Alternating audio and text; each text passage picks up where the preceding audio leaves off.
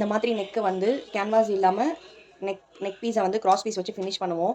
அந்த cross piece வந்து நீங்கள் வந்து எப்படி எடுக்கணும்னா, நல்லா வந்து இப்படி இப்படி இப்படி பிடிச்சி இழுத்தீங்கன்னா அது ஸ்ட்ரெச் ஆகணும். ஏன்னா அந்த நெக்கு ஷேப்புக்கு ஏற்ற மாதிரி அப்போ தான் வந்து அந்த கிராஸ் பீஸ் வந்து வளையும். ஓகேவா? இப்போது லெஃப்ட் ஓவர் ஃபேப்ரிக்கை இப்படி லே பண்ணிவிட்டு ஒரு 1.25 இன்ச்சஸ் இருக்கும். இது 1.25 இன்ச்சஸ் இருக்கும். ஸோ 1.25 இன்ச்சஸ்க்கு வந்து நல்லா ட்ரா பண்ணிக்கோங்க. ட்ரா பண்ணி உங்களுக்கு எவ்வளோ நெக்குக்கு தேவையோ அவ்வளோ பீசஸ் வந்து எடுத்துக்கோங்க. ஓகே, இதை நம்ம கட் பண்ணி எடுத்துக்கலாம்.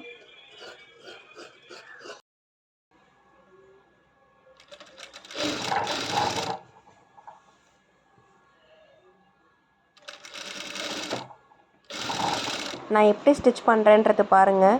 ஃபேப்ரிக்கை வந்து இழுக்கக்கூடாது. இழுக்காமல் அந்த நெக் ஷேப்புக்கு ஏற்ற மாதிரி நீங்கள் அட்ஜஸ்ட் பண்ணி நீங்கள் ஸ்டிச் பண்ணிங்கன்னா தான் உங்களுக்கு வந்து நெக்கு வந்து பர்ஃபெக்டாக வந்து ஸ்டேபிளாக நிற்கும்.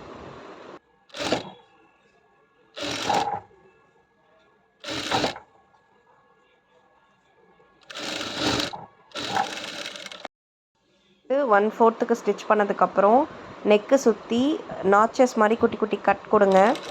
கட் பண்ணி கொடுத்ததுக்கப்புறம் மடித்து ஃபோல்ட் பண்ணி ஸ்டிச் பண்ணுங்கள்.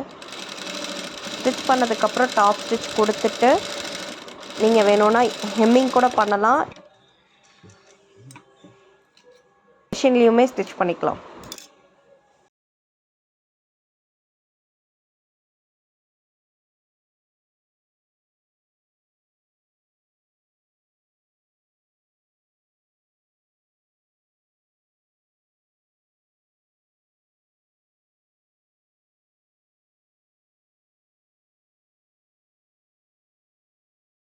கிராஸ் பீஸ் வந்து கரெக்டாக எடுக்கணும்.